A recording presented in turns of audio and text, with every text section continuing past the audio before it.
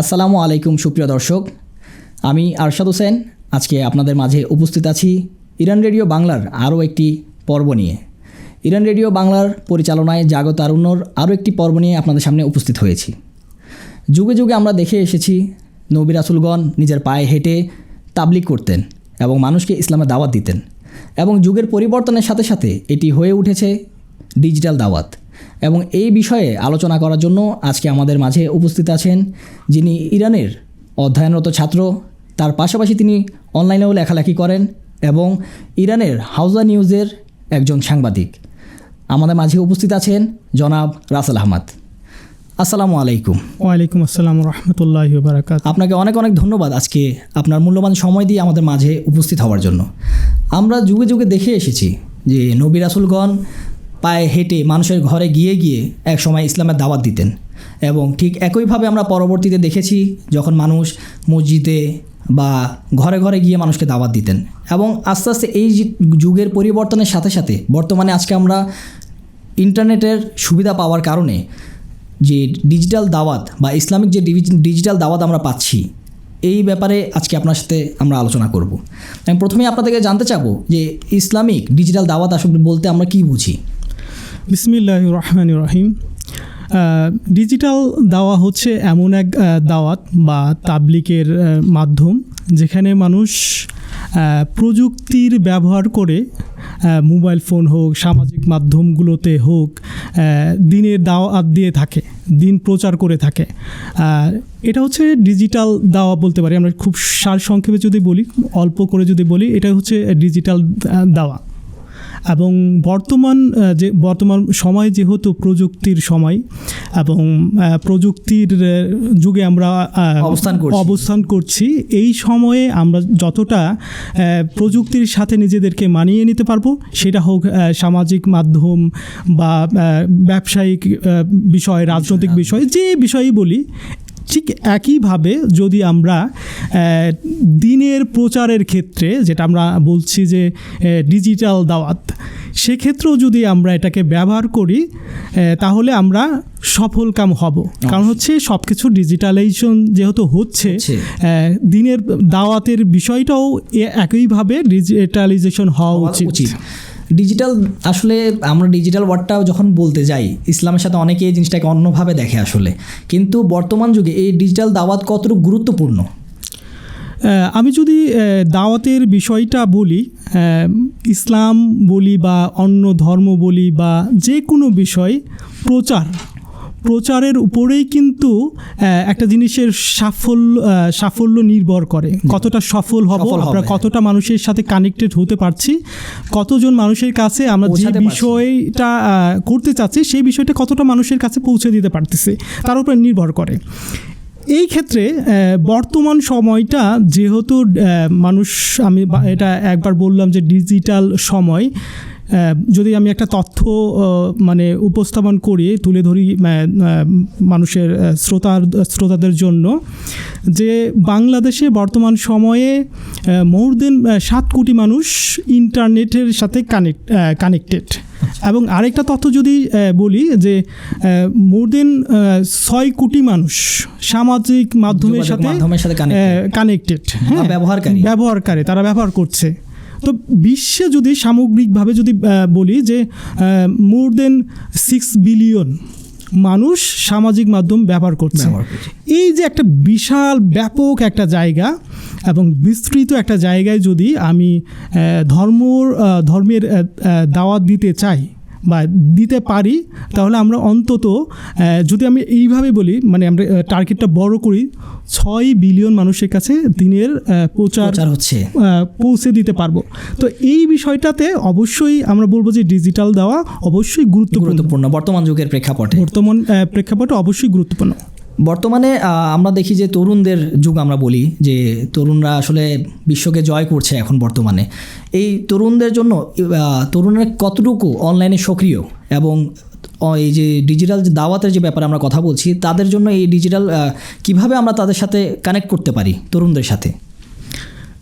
আমরা একটা জিনিস আমি বলি যে তারা সামাজিক মাধ্যমের সাথে অলরেডি কানেক্টেড, এবং তারা যে বিষয়ই কন্টেন্ট আসুক তারা দেখছে, হ্যাঁ, আমরা যদি এই যে কন্টেন্ট বা মানুষ যে কন্টেন্ট দেয়া হচ্ছে সেই কন্টেন্ট তারা দেখছে, আমরা যদি এইটাকে ইসলামী দাওয়াতের সাথে কানেক্ট করতে পারি, আমরা যদি তাদের মতো করে তাদের রুচির বা তাদের প্রত্যাশা বা তাদের চাহিদা মতো কন্টেন্ট রেডি করতে পারি, তৈরি করতে পারি, এবং তারা অটোমেটিকলি সামাজিক মাধ্যমের সাথে কানেক্টেড আছে, আমরা কি করব, দিনের সাথে তাদের কানেক্টেড করতে পারবো। যখন তারা দিনের সাথে কানেক্টেড হবে, আমরা সামাজিক মাধ্যম থেকে একটা বাস্তবতা আমাদের মেনে নিতে হবে, এই যে আমরা তাদেরকে সামাজিক মাধ্যমের থেকে টেনে নিয়ে ওয়াজ মাহফিলে বসাতে পারবো না বা মসজিদে বসাতে পারবো না। তাহলে কি আমাদের দিনের দাওয়াতটা অসম্পূর্ণ থেকে যাবে বা স্থগিত হয়ে যাবে? না, আমাদের দাওয়াত পন্থা কী করতে হবে, চেঞ্জ করতে হবে, এবং যুগে যুগে আসলে কিন্তু এটাই করতে হবে। হ্যাঁ, যুগে যুগে এটা দাওয়াতের পন্থা চেঞ্জ হয়েছে। হ্যাঁ, এবং মানুষ এই যুগে এসে আমাদের দাওয়াতের পন্থাও চেঞ্জ করতে হবে এবং এই মানুষগুলোর সাথে কানেক্টেড হতে হবে, এবং তারা যেরকম অবশ্যই ইসলামকে ভালোবাসে, কিন্তু ইসলামের সাথে, সঠিক ইসলামের সাথে কানেক্টেড করতে হলে আমরা অবশ্যই সবচেয়ে গুরুত্বপূর্ণ মাধ্যম, আমি ব্যক্তিগতভাবে মনে করি সবচেয়ে গুরুত্বপূর্ণ মাধ্যম হচ্ছে সামাজিক মাধ্যমে তাদেরকে ইসলামাইজেশন করা বা ইসলামের সাথে তাদেরকে কানেক্টেড করা। না, আসলে বর্তমান যে যুগ আমরা আসলে সবাই দেখি, কারণ একটা সময় ছিল যখন আমি আগেও বললাম, যেমন নবী রাসূলগণ পায়ে হেঁটে গিয়ে মানুষের ঘরে ঘরে তাবলিগ করতেন, এবং এরপরে আমরা যখন ছোট ছিলাম আমরাও দেখেছি যে হুজুররা আসতেন রাস্তায় রাস্তায়, যখন তাবলিগ করতেন, মসজিদের তাবলিগ হতো একটা দেওয়ালের ভিতরে, আসলে এটা সীমাবদ্ধ ছিল। কিন্তু বর্তমানে যখন মানুষ সুবিধা পাচ্ছে, ইন্টারনেটের সুবিধা, মোবাইলের সুবিধা এবং সামাজিক যোগাযোগ মাধ্যম এমন একটা প্ল্যাটফর্ম যেখানে মানুষ চাইলে আসলে তাবলিগের সাথে কানেক্ট হতে পারছে, এটা আসলে বর্তমানের জন্য খুবই সুন্দর একটা দিক। কিন্তু আসলে বলতে গেলে এই যে ইসলামিক যে ডিজিটাল দাওয়াত আমরা যেটা নিয়ে কথা বলছি, এটার কিন্তু যেভাবে সুবিধা আছে ঠিক একইভাবে অসুবিধাও রয়েছে। তো আপনাদেরকে জানতে চাবো যে ইসলামিক দাওয়াতের যে ডিজিটাল দাওয়াতের এটার অসুবিধাগুলো কী কী বা খারাপ দিকগুলো কী কী? আমি ওই খারাপ দিকটায় যাওয়ার আগে অবশ্যই পজিটিভ দিকগুলো আরও বেশি বলতে চাই। একটা সময় ছিল যে মানুষকে আমরা কি করতে পারতাম, মসজিদ পর্যন্ত টানতে পারতাম বা মাহফিল পর্যন্ত টানতে পারতাম। হ্যাঁ, অথবা বড়জোর যদি বলি পায়ে হেঁটে যাওয়ার বিষয়টা, বড়জোর তাদের বাড়ির কাছে গিয়ে পৌঁছাতে পারতাম। ডিজিটাল দাওয়াত হচ্ছে এমন দাওয়াত ব্যবস্থা যে আমরা মানুষের ঘরে গিয়ে পৌঁছাতে পারি এবং মানুষের একদম সবচেয়ে নিকটবর্তী অবস্থায় পৌঁছে যেতে পারে। তো এই যে একটা পজিটিভ দিক যেমন আছে যে আমরা যদি সঠিক কন্টেন্ট রেডি করতে পারি, আমরা যদি মানবিক কন্টেন্ট রেডি করতে পারি, ইসলামের সৌন্দর্যগুলো প্রকাশ করতে পারি, যেভাবে আমরা তাদেরকে কানেক্টেড করতে পারবো, একইভাবে একটা ভয়ও থেকে যায় যদি আমরা সঠিকভাবে ইসলামকে প্রচার না করতে পারি, কিংবা যারা যোগ্য রয়েছেন এবং যোগ্য মানুষ যদি এই ডিজিটাল প্ল্যাটফর্মে না আসেন, তাহলে কেউ একজন, কারণ হচ্ছে সামাজিক মাধ্যমিক বিষয়টা এই বাস্তবতাটাকে আমি তুলে ধরতে চাই যে কেউ উপার্জনের একটা মাধ্যম হিসেবে নিয়েছে। তো এই বিষয়ে যদি কোনো অযোগ্য ব্যক্তি দিনের বিষয়টাকে, মানুষ দিনকে ভালোবাসে, আমি যদি বাংলাদেশের প্রেক্ষাপটে কথা বলি, প্রত্যেকটা ইসলামের বিষয়ে যদি মানে আন্দোলনগুলো যদি দেখি, সমাবেশগুলো যদি দেখি, একটা বিপুল পরিমাণ মানুষ সেখানে আকৃষ্ট হচ্ছে, জমা হচ্ছে। হ্যাঁ, তো একইভাবে সামাজিক মাধ্যমের কন্টেন্টগুলো যদি দেখি, অনেক মাওলানার সামাজিক মাধ্যমের যে ফেসবুক আইডি বলি বা ইনস্টাগ্রাম বা অন্য কিছু, তাদের কিন্তু হিউজ পরিমাণ ফলোয়ার রয়েছে। একইভাবে আমরা এই জিনিসটা নেগেটিভ, এমন অনেক ব্যক্তিত্বের বিষয়েও আমরা দেখছি যারা ইসলামের মুখোশ পরে, আমি এভাবেই বলবো যে ইসলামের মুখোশ পরে, তাদের ইসলামী লেবাস ধারণ করে ইসলামী কন্টেন্ট তৈরি করেছেন, এবং নিজেদের ইসলামের নামে নিজেদের বিষয়গুলো সমাজে প্রচার করেছেন, এবং অনেক মানুষ সেই অপপ্রচারে, আমি সেটাকে অপপ্রচারই বলবো, দিনের যে অপপ্রচার, সেই অপপ্রচারে কানেক্টেড হয়েছেন, আকৃষ্ট হয়েছেন, এবং ব্যক্তিগত সেই ইসলাম যেটা হ্যাঁ, ইসলামের ক্ষতিকর দিক, ইসলামের নামে যে ইসলাম থেকে ক্ষতিকর হ্যাঁ, ক্ষতির দিকটা দিকটা তারা ওই ব্যক্তি, অযোগ্য ব্যক্তি যে আসলে ইসলাম সম্পর্কে জানেন না, যোগ্যতা রাখেন না, জ্ঞান রাখেন না।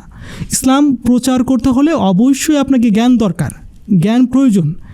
একইভাবে যদি আপনি জ্ঞান না থাকে, সঠিক ইসলামের জ্ঞান না থাকে, আপনি করবেন ইসলামের তাবলিকের জায়গাটা কাজে লাগিয়ে ইসলাম বিরোধী তৈরি করবেন, অথবা এমন একটা গোষ্ঠীকে তৈরি করবেন যারা ইসলামের নামে ইসলামের দুর্নামের কারণ হবে না। আসলে এটা আমরা খারাপ দিকের মধ্যে বিগত কয়েক বছর আমরা বাংলাদেশে দেখেছি যে অনেক বড় বড় আলেম যারা নিজেদেরকে হয়তো ইসলামিক স্কলার্স বলে দাবি করেন বা ইসলামের কাজ করে থাকেন বর্তমানে বাংলাদেশে, তাদের মধ্যে থেকে আমরা অনেকবার দেখেছি এমন যে হয়তো একটা ভুল হাদিস বা একটা ইসলামের কোনো একটা ভুল যদি আমরা বলে থাকি যে কোনো বিষয় অপব্যাখ্যার মাধ্যমে একজন সাধারণ মানুষ যে দিন সম্পর্কে জানে না, হয়তো সে শিখতে যাচ্ছে বা সে অজ্ঞ, সে যখন দেখবে এই ভিডিওগুলো বা এই ধরনের কোনো হাদিস দেখবে, স্বাভাবিক সে ওইটাকে প্রথমে অ্যাকসেপ্ট করবে যে একজন স্কলার্স এই কথাগুলো বলছে তার মানে কি এটা সঠিক, অবশ্যই সেটা অ্যাকসেপ্ট করবে এবং ইসলামের যে ভুল মানে তার মাঝে আসবে কি যে ইসলামের এই পথটা হচ্ছে হয়তো সঠিক পথ, কিন্তু বাস্তবতা হিসাব করে দেখলে সে কিন্তু ভুল পথে যাচ্ছে। এটা বাংলাদেশে কিন্তু সবচেয়ে বড় এখন ক্ষতিকর একটা দিক যে কোনো হাদিস যে কোনো কেউ বলে দিল, মানুষ এসে বিশ্বাস করলো না এই হাদিস হয়তো সঠিক বা আসলে এরকম ছিল। সাধারণ মানুষ যেহেতু ধর্মীয় বিষয়ে জানেন না, সেই জায়গা থেকে তারা মনে করে যে অমুকের ফলোয়ার যেহেতু বেশি হ্যাঁ, এবং অমুক যেহেতু ধর্মীয় কথা বলেন, অমুক যেহেতু ধর্মীয় পোশাক পরেন, সঠিক বলেছেন। কারণ মানুষ নিজে সেই যাচাই করার বা বিচার করার রেফারেন্সগুলো যাচাই করার সক্ষমতা রাখে না। সেক্ষেত্রে এটাই বলি, যদি একজন ব্যক্তি, একজন দায়ী ডিজিটাল ফর্মে এসে যদি কথা বলেন, দিন প্রচার করেন, সে যদি ব্যক্তিগতভাবে যোগ্য না হন বা ইসলামে আত্মশুদ্ধির বিষয়টা খুবই গুরুত্বপূর্ণ।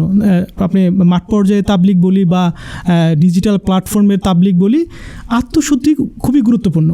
আমি যে বিষয়ে দিনের যে বিষয়গুলো প্রচার করতে চাই, সেই একই বিষয়ে যদি আমি ব্যক্তিগত জীবনে আমার প্রভাব না থাকে, সেই জ্ঞানের যদি প্রভাব না থাকে, এটা নিশ্চিত বিষয় সেটা মানুষের উপরেও প্রভাব ফেলবে না। হ্যাঁ, এবং এটা কিন্তু একটা জিনিস এখানে বোঝার ব্যাপার আছে যে যাকে ফলো করছে, হয়তো সাধারণ মানুষ যে অজ্ঞ, সে যখন কোনো আলেমকে বা কোনো স্কলার্সকে দেখে সে প্রভাবিত হচ্ছে এবং তার কথার আমল করছে, এবং সে যদি ভুল করে থাকে, এই ভুলটা কিন্তু অবশ্যই সেই স্কলারের ঘাড়ে কিন্তু অবশ্যই থাকবে। কিন্তু এই জিনিসটা কিন্তু আসলে আলেমরা চিন্তা করে না।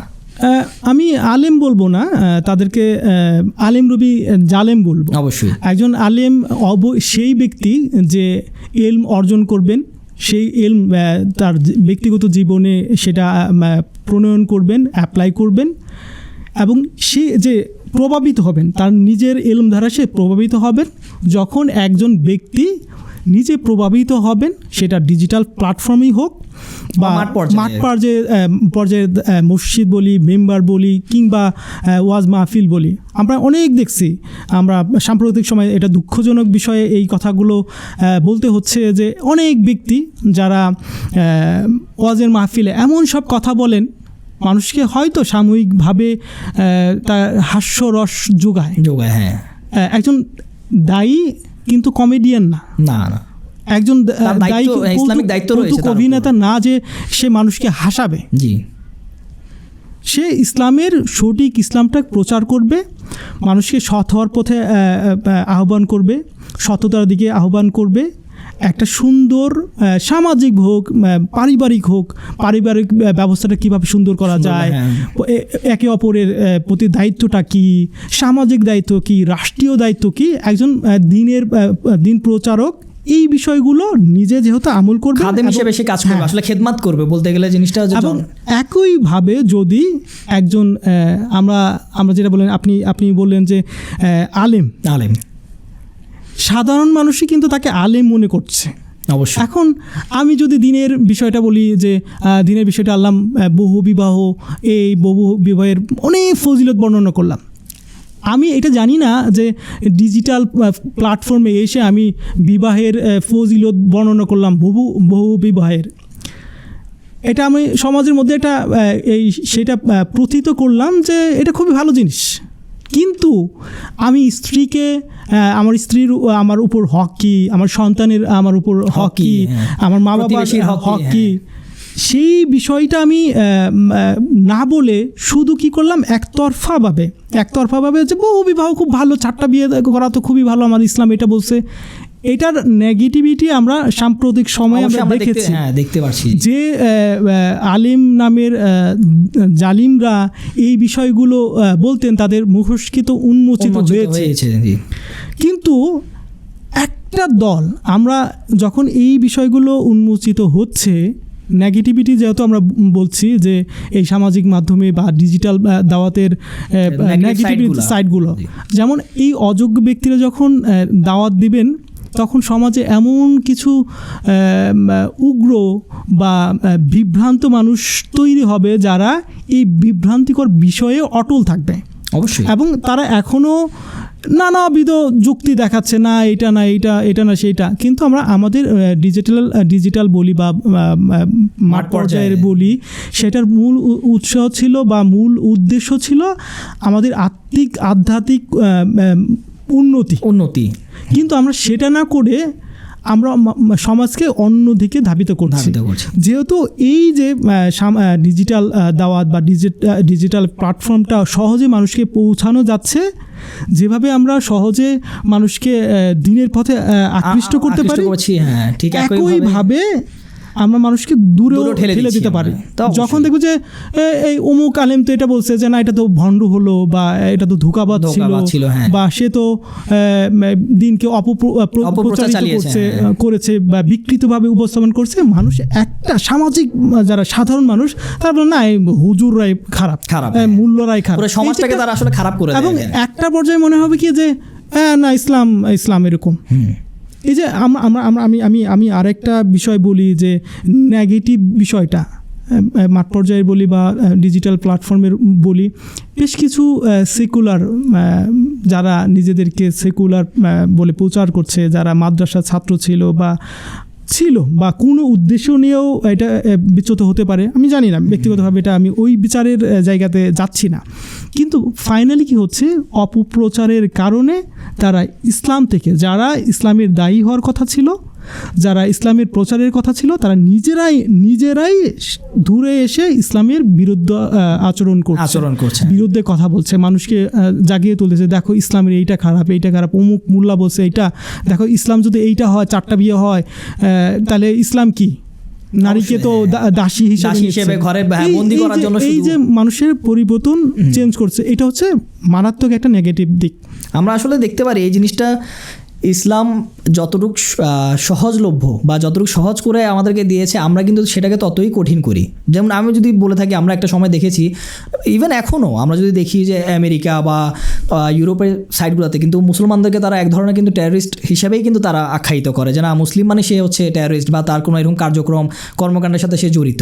কিন্তু অথচ ইসলামই এমন একটা ধর্ম যেখানে শান্তির কথা বারবার বলা হয়েছে, এবং হচ্ছে বা মানুষের হকের কথা বারবার বলা হচ্ছে যে প্রতিবেশীর হক তুমি আদায় করো, তুমি বাপ মায়ের হক ও আদায় করো।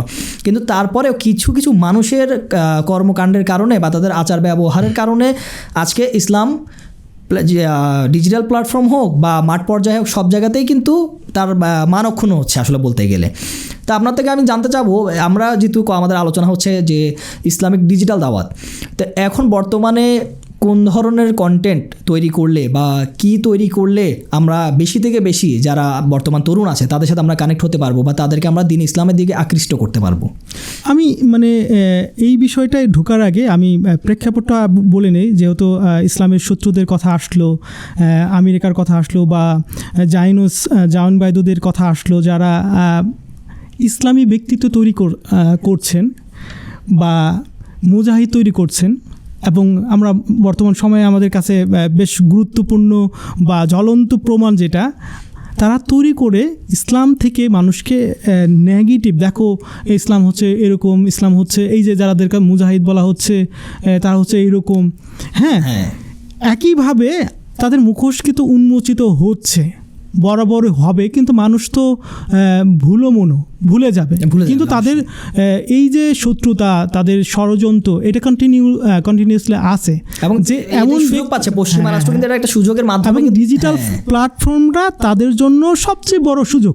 হ্যাঁ, তো এই যে আমি এখন আসবো যে সচেতনতা বা কী ধরনের কন্টেন্ট তৈরি করলে আমরা মানুষের সাথে আকৃষ্ট হতে পারি, তাদের সাথে কানেক্টেড হতে পারি। আমি এই বিষয়গুলো যদি বলি, যারা কন্টেন্ট রেডি করতে চান বা ডিজিটাল প্ল্যাটফর্মে নিজেদেরকে সফল কাম করতে চান, তাদেরকে অবশ্যই এই বিষয়টা খেয়াল করতে হবে যে আমি কাদেরকে এবং কি বিষয়ে ইসলামের কোন বিষয়গুলো দাওয়াত করতে যাচ্ছি। আমাদের দর্শকদের উপরও ডিপেন্ড করে আসলে যারা ভিউয়ার্স, কাদের জন্য কন্টেন্টগুলো রেডি করতে যাচ্ছি, সেই বিষয়গুলো যদি বলি যে আমরা যুব সমাজ, আমি আমার একটা যদি বয়স ধরে নিই 16 বছর থেকে 30 বছর বা 16 বছর থেকে 25 বছর, তাহলে আমি তাদেরকে বলবো যে নৈতিক বিষয়গুলো, সামাজিক বিষয়গুলো, মানবিক বিষয়গুলো, হ্যাঁ, আত্মশুদ্ধিমূলক বিষয়গুলো, ইসলামের সৌন্দর্য খুব গুরুত্বপূর্ণ। যতক্ষণ মানুষ নিজেকে আত্মশুদ্ধ করতে পারবে না, তার ভিতরে আত্মশুদ্ধি আসবে না, সে কিন্তু কখনো ইসলামের দিকে ধাবিত হবে না। অবশ্যই আমি নিজের জায়গা থেকে আমি অবশ্যই বলবো, যারা কন্টেন্ট রেডি করতে চাচ্ছেন, যে বিষয়ে রেডি করতে চাচ্ছেন, আপনি যদি বলেন আমি ফলপ্রসূ হব, আমার দাওয়াতটা, ইসলামী দাওয়াতটা ফলপ্রসূ হবে, যে বিষয়ে আপনি করতে চাচ্ছেন, অবশ্যই আল্লাহ আপনাদের রহমত এবং তৌফিক দান করুক যে আপনি সেই বিষয়ে নিজে আগে প্র্যাকটিস করেন, নিজে সেই বিষয়ে আমল করেন। তারপর যখন আপনি দেখবেন যে না, আমি এই বিষয়টা বলতে পারি, আমার মনে হয় এই বিষয়টা বলা উচিত, তখন আপনি বয়স বা সমাজ, আপনি কোন সমাজকে টার্গেট করতে যাচ্ছেন, কোন বয়সের মানুষকে টার্গেট করতে যাচ্ছেন। এখন আমি এই পরামর্শের জায়গা থেকে আমি বলবো, বা আমার উপলব্ধির জায়গা থেকে বলবো যে সাধারণ মানুষ 2 মিনিটের বেশি ভিডিও দেখতে চায় না, স্বাভাবিক। আমরা এটা প্রমাণ দেখতে পারি রিলসগুলোতে। হ্যাঁ, রিলসগুলোতে লাখ লাখ মিলিয়ন ভিউ হচ্ছে, যেখানে আপনার 15 মিনিট, 20 মিনিট বা 30-40 মিনিট যত ভিডিওর ডিউরেশন বাড়বে, হ্যাঁ, ততই ভিউ আসলে কমতে থাকবে। কারণ এখন বর্তমানে মানুষের ওই সময়েরও একটা ব্যাপার আছে এবং হচ্ছে তাদের ইচ্ছারও একটা ব্যাপার আছে, ধরে স্থির থাকা, আসলে বলতে গেলে স্থির থাকা একটা বিষয় স্থির থাকে না। যেহেতু মানুষ স্থির থাকে না, আমি যদি সফল কাম হতে চাই বা সফল ডিজিটাল দায়ী হতে চাই, সেক্ষেত্রে আমাকে ওই অল্প সময়টাকে এমনভাবে কন্টেন্ট রেডি করতে হবে যে মানুষ অল্প সময়ের মধ্যে আমি চিন্তাগতভাবে মানুষকে পরিবর্তন করতে পারবো, আনতে পারবো। আমরা যদি একটা উদাহরণ বলি, ইউরোপের কোনো এক দেশে একটা মেয়ে, হয়তো আপনি দেখে থাকবেন বা যারা শুনছেন তারাও দেখে থাকবে, হিজাব, যারা নন মুসলিম তাদেরকে, যারা হিজাব করেন না বা ইসলামী পোশাক থেকে তারা পশ্চিমা পোশাক করে, তাদেরকে ডেকে আনেন এবং কি করেন, ইসলামী পোশাক পরান, হিজাব পরিয়ে তাদেরকে দেখান, তাদের এবং তাকে আইনাই দেখান। হ্যাঁ, এটা এমন একটা বিষয় যে এই অল্প সময়ের মধ্যে তারা সফল কাম হয়েছে এবং তাদের প্রচুর ফলোয়ার বাড়ছে। এবং এটাও কিন্তু তাবলীগের একটা ধরন, কিন্তু আসলে গুরুত্বপূর্ণ। আমি যে ডিজিটাল প্ল্যাটফর্ম যে আলোচনা করতেছি, যে ইসলামী দাওয়াত, ডিজিটাল দাওয়াতের বিষয়ে কথা বলতেছি, এটা একটা নমুনা, অবশ্যই একটা আদর্শ, হ্যাঁ, যে একটা মডেল, যে সে এই অল্প সময়ের মধ্যে অনেক ইউরোপীয় নারী, পশ্চিমা নারীকে ইসলামে আকৃষ্ট করেছে এবং ইসলামকে বোঝার, ইসলামকে জানার বিষয়ে আগ্রহ বাড়াচ্ছে তাদের মধ্যে। একইভাবে আরও কিছু যে ডেইলি রিমাইন্ডার, হ্যাঁ, ইসমাইল টু জান্নাহ, মুফতি মেঙ্ক, কোরআনের তেলাওয়াত, এই যে সুন্দর সুন্দর বিষয়গুলো, বা ইসলামী সঙ্গীত হতে পারে, যেটা জাগরণী সঙ্গীত থেকে আমার একটা খুব আসলে মজার কথা মনে পড়লো, যে আমরা কিন্তু বর্তমানে দেখতে পাচ্ছি ইসলামিক সঙ্গীতের নামে বাংলাদেশে কিন্তু কিছু মানুষ, আসলে জানি না, আলেম তাদেরকে বলা যাবে না, তারা ইসলামিক লেবাস পরে তারা গানের ধরনের কিছু ইসলামিক সঙ্গীত বানাচ্ছে বা তারা রিলস বানাচ্ছে এবং নাচানাচি, হাসাহাসি, তারা কিন্তু ইসলামকে এখানেও এক ধরনের কিন্তু লো দেখাচ্ছে মানুষের সামনে। একটা অপপ্রচার। এটা হচ্ছে, আমি এই বিষয়টা বললাম, যদি আপনি কন্টেন্ট তৈরি করেন যে নিজের লাভবান হওয়ার জন্য, ইসলামের জন্য না, কেউ যদি, আমার পরামর্শ হচ্ছে তাদের, বা আমাদের অনুভূতির জায়গাটা, প্রচারের জায়গাটা বা শেয়ারিংয়ের জায়গাটা হচ্ছে তাদের জন্য যারা আসলে প্রকৃতপক্ষে ইসলামের দাওয়াত করতে চায়। এই যে যারা ইসলামের পোশাক পরে ইসলামী মিউজিক দিয়ে হাবিজাবি বা আরও একটু আমি অ্যাড করতে চাই, মানে মজার বিষয় হচ্ছে ইন্ডিয়ান বা হলিউড বলিউডের গানকে নকল করে, মিউজিকটাকে নকল করে, একই সুর নকল করে আপনি এইরকম কোনো কিছু দিয়ে ইসলামের উপকার করতে পারবেন না। প্রচারও সম্ভব না আসলে। নেগেটিভিটি বা ইসলামের অপকার ছাড়া উপকার হবে না কখনো, এটা তো অবশ্যই সত্যি কথা। যে বিষয়টা আমি বলছিলাম যে কিভাবে সফল কাম হওয়া যাবে, আমরা অল্পতে মানে শেষের দিকে যেহেতু আমাদের সময়, আমি এই বিষয়ে কথা বলতে চাই যে মিলিয়ন মানুষ যখন আমাদের কি বলে টার্গেট আমাদের কথা শোনার জন্য অধীর আগ্রহে অপেক্ষা করছে, তখন আমাদের যোগ্যতা যেমন দরকার এবং তাদের মানে কি মুখাতেব শুনছি ফার্সিতে একটা বিষয় বলে যে শ্রোতাদেরকে রিড করা, হ্যাঁ, তাদের চাহিদাটা কি, তাদের কোন পরিবেশ পরিস্থিতি এবং সামাজিক দিকটা কি, এই পরিবেশে আমি কি দিতে চাই, হ্যাঁ, ইসলামের কোন দিকটা মানুষকে আকৃষ্ট করবে, আমাকে ওই বিষয়গুলোকে কন্টেন্ট রেডি করতে হবে। কিছু গল্প নির্ভর কন্টেন্ট হতে পারে, মানুষকে আকৃষ্ট করে, বাচ্চাদের জন্য কিছু ইসলামিক কন্টেন্ট হতে পারে, কিভাবে সালামের প্রচারটাকে ছড়িয়ে দিতে পারি, কিভাবে আমরা মানে ভ্রাতৃত্ব, সামাজিক বন্ধন, যেটা ধর্মীয় ঐক্য সম্পর্কের জায়গাটা, আমরা জানি যে ডিজিটাল যুগে এসে আমরা ডিজিটাল হয়ে গেছে, এমন যে মানুষের থেকে মানুষের বিচ্ছিন্ন হয়ে যাচ্ছে, কাছাকাছি হচ্ছে মোবাইলের মাধ্যমে, কিন্তু মানে কি বলে বডি যেটা বলে বাস্তবে আমরা সরে যাচ্ছি, হ্যাঁ, দূরে। আমরা এই কন্টেন্টগুলো এই সামাজিক মাধ্যমে এই বিষয়গুলো আনতে পারি যে কিভাবে এই আন্তরিকতা তৈরি করা যায়। অবশ্যই এই বিষয়ে আমরা ইসলামে যদি আকৃষ্ট করতে যাই, এমন বিষয়ে কিছু গল্প আছে যে নামাজের বিষয়ে, নামাজের উপকারিতা কি, হ্যাঁ, নামাজ কিভাবে মানুষকে উপকার করে, কিভাবে উঁচু মানুষকে উপকার করে, কোন সময় এই বিষয়গুলোকে সায়েন্টিফিক্যালি সম্পর্কেও চাইলে কিন্তু এটা করা সম্ভব। হ্যাঁ, ইসলামের মানে আপনি ইতিহাস বলেন বা কোনো শহীদের গল্পগুলো বলেন, মানুষকে জাগিয়ে তুলবে, যে বিষয়গুলো জাগরণ তৈরি করে মানুষের মধ্যে, সেই বিষয়গুলো কন্টেন্ট রেডি করতে পারি। বা ইসলামের ইতিহাসে রাসূলের জীবনের বা আহলে বাইতের জীবনের বিষয়গুলো, আদর্শগুলো, কারবালার বিষয়গুলো আমরা তুলে ধরতে পারি। আমাদের এমন আদর্শিক জায়গাগুলো তৈরি করতে হবে যাতে করে ইসলাম প্রতিষ্ঠিত হয় আমাদের ব্যক্তিগত জীবনে, আমাদের পারিবারিক জীবনে, আমাদের সামাজিক জীবনে এবং ওভারঅল বৈশ্বিক জীবনে যেন ইসলাম প্রতিষ্ঠিত হয় এবং কাজ করতে পারে। এবং অবশ্যই শুরু থেকে আমাদের পরিকল্পিতভাবে শুরু করতে হবে, এবং সাথে সাথে আত্মশুদ্ধির বিষয়টা আমরা যদি নিজে শুদ্ধি না করি, নিজেকে পরিশুদ্ধ না করি, তাহলে দাওয়াতের প্রভাব খুব বেশি প্রভাব পড়বে না। আসলে এই কথা বলতে বলতে আমরা আমাদের পর্বের আজকে শেষে চলে আসলাম। আসলে এই সব বিষয়ে কথা বলতে গেলে না আসলে সময় দরকার অনেক, এবং এক পর্বে শেষ করাও সম্ভব না, কারণ এটা এমন একটা বিষয় যেখানে আমরা চাইলে আরও ধরনের দর্শকদের জন্য আরও বিভিন্ন নমুনা আনতে পারি এবং বিভিন্ন ধরনের তাদেরকে যে পথ আছে সেই পথ আমরা দেখাতে পারি। ইনশাল্লাহ আমরা আবারও আপনার সাথে এই ব্যাপারে আমরা আলোচনা করার জন্য উপস্থিত হব, এবং আপনাকে অনেক অনেক ধন্যবাদ আমাদের মাঝখানে আজকে উপস্থিত হওয়ার জন্য এবং আপনার মূল্যবান সময় দেওয়ার জন্য।